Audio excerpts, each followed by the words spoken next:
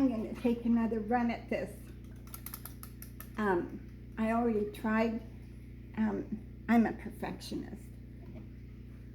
So I'm working at building my YouTube channel. It's essentially an equine education channel, but because of the fish and because I listened to several people, Malik King, his Aqua Malik channel, and I listened to Father Fish and LRB and Aquarium Co-op and all those guys. I'm watching these guys sit in front of their video cameras or equipment or whatever.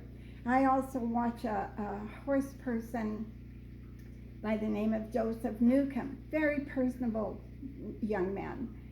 And sometimes their hair is a little, not completely perfect. Sometimes their clothing is a little rumpled. Things aren't always perfect. And I think, well,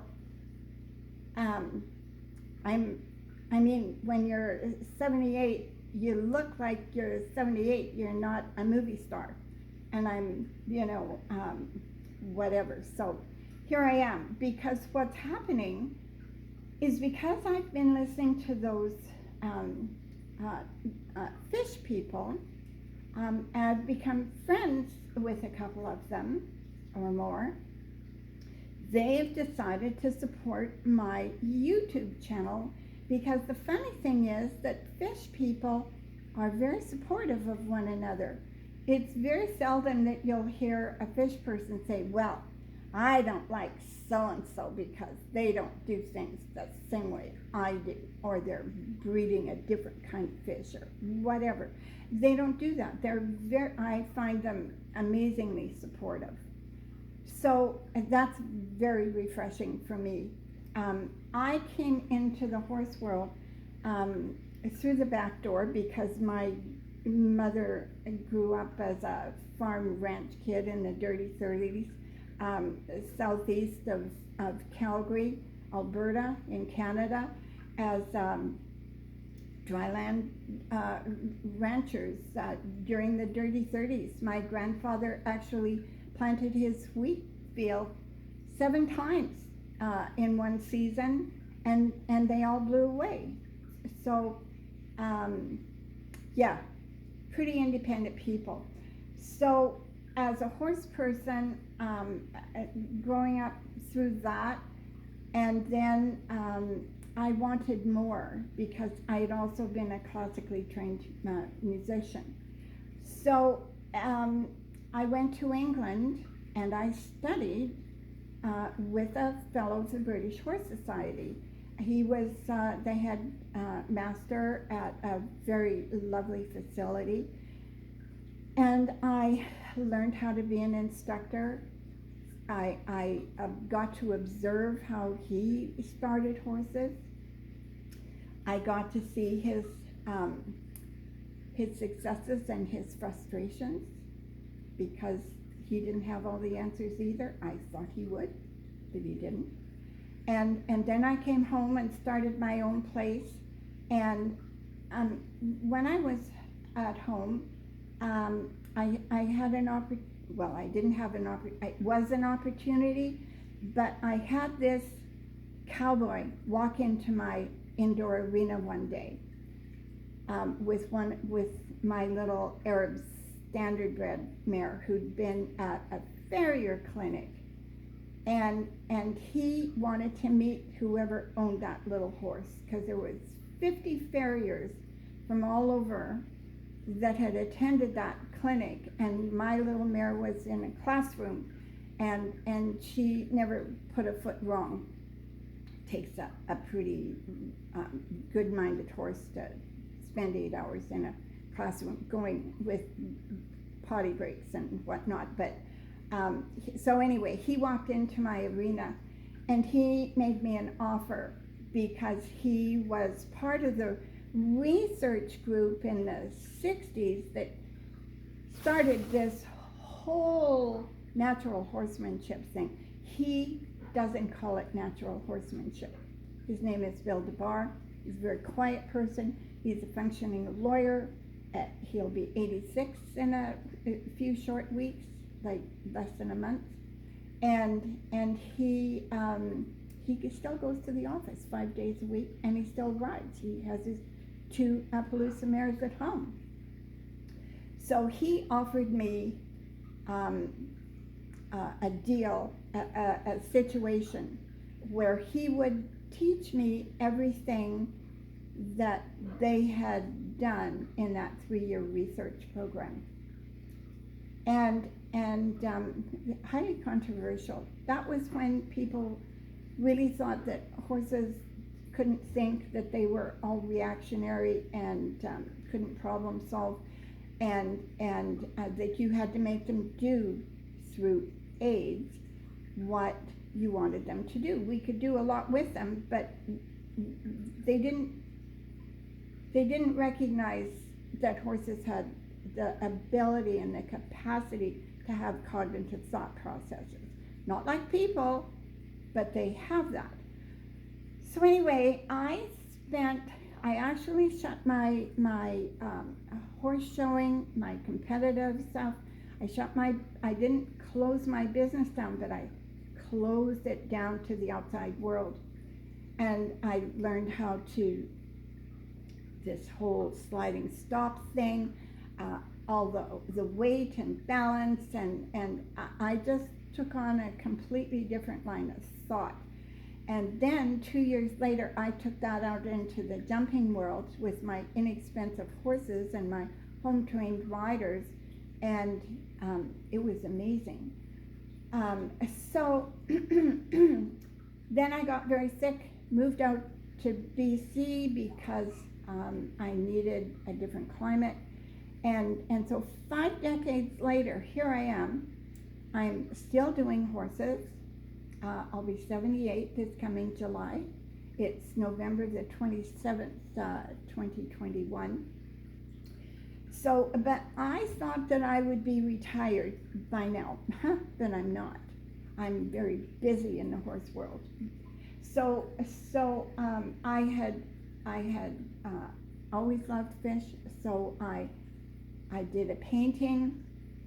It was a commission painting for the owner of Fish Addicts, the husband of the couple, and in trade, instead of paying me, we did a trade, and I ended up with this 44 hex and the equipment to run it.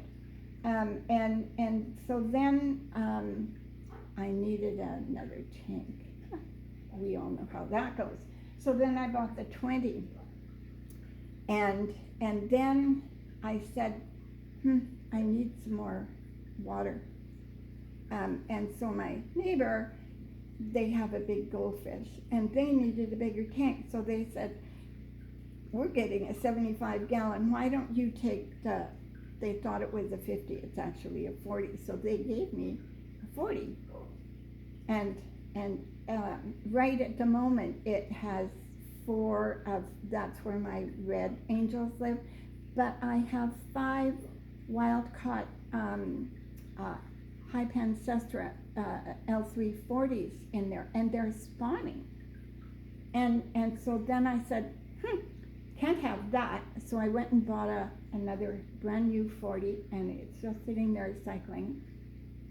So I can move some angelfish into that, and then my L340s can have all the babies they want. And I'm also getting another 10-gallon, so I can use that to put my males, if I can figure out when they're sitting on eggs in their caves. I can put a male in there so they can spawn in there, and I get a little more organized. So anyway, so this whole natural horsemanship, I've never really called it natural horsemanship. I prefer not to be called a horse whisperer. But when you take that and you apply the thought process that, so long, my dad always said that I wasn't, when he was mad at me, he'd call me a horse's ass.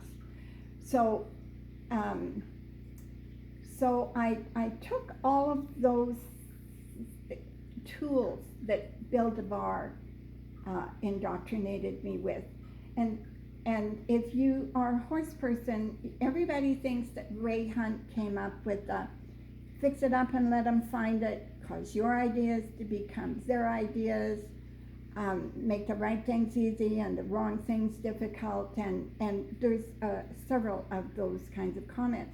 Everybody thinks that Ray Hunt came up with that all by himself, but he didn't. Actually, it was Bill DeVar and Ray Hunt. They were at a Polytech course by human psychologists that they were taking to increase their psychology, human thought process, and then they transposed that into horse stuff. So anyway, they were back in their motel and they were talking about all this stuff, and Bill sat down with a pen and paper and he wrote all that stuff out. And but he's a lawyer. He has his own insurance business that he's had for ever since I've known him, which was 1974, and so he didn't need all that, but Ray took it and took the credit for it. I'm making a little correction there. So anyway, I started working with that stuff in 1974. I fought him tooth and nail. He'd traveled northern United States, coast to coast, and the same in Canada, looking for one person that he could share everything with, and nobody would share it. And it wasn't until he stumbled across me with this one little horse that he brought her home for me, and he said, I want to share my knowledge with you. And he said, I'm not going to charge you anything. There's my 15 minutes. It says 12 on the timer on the camera.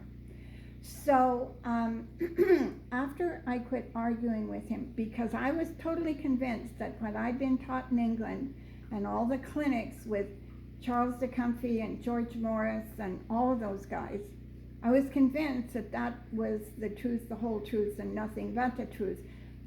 But actually, it isn't. And so that whole business of working with the horses, and of course what I did, because it's in my nature to do that, is that I took that knowledge and that wisdom that Bill shared with me, and I kept going with it. And because I was into the jumper world and the dressage world, I started applying that to my horses that I was competing with and my lesson horses, and everything kind of exploded as far as knowledge base was concerned. So here I am, just about 78, sitting in my apartment in Langley. I am now taking the time to enjoy my fish, and I'm still working with horses, usually 3 to 4 days a week. And once a month I go to Vancouver Island to work with my friend there. So there now you know a little bit more about the old lady. I'm an artist. I'm deeply into the South American fish, and I have a parrot who's still napping. She's usually sitting on my shoulder in these things, and and I'm not planning on retiring. So I really want to thank everybody that has recently signed up on my channel. About 3 weeks ago, I think I was on the island the last time I came home on the 12th. I think when I went, I had 15 people on my channel. And I had made a couple of posts, and when I came back, I had a few more people, and I checked this morning and I have 31 people, and I know a lot of those people are fish people. So I want to let you know the fish people that one of the main things that I work with in the horse industry is the psychology, the humanness and the horseness. But one of the things that I really enjoy about my fish is I don't expect them to try to communicate with me as if they're talking. I'm not saying this right. I want to enjoy my fish as fish and to respect them as fish, and I enjoy the relationship I have with them. I don't look at them as decor in my apartment. I looked at them as living beings and individuals, and I know them personally. Do I give my fish names? No, I don't. I don't. And I don't usually talk about horses in terms of their name. I'll talk about the bay filly or the red gelding, and because then everybody knows who we're talking about. I'll talk about my red angels or my veils or my smokies. I don't give them names, not because I don't respect them as individuals, but because I don't speak their language, and I'm pretty sure they all have depth of recognition of one another, so I don't need to step on that. Thank you, everybody. Have a wonderful weekend. I love you all, and I'll catch you soon. Thank you.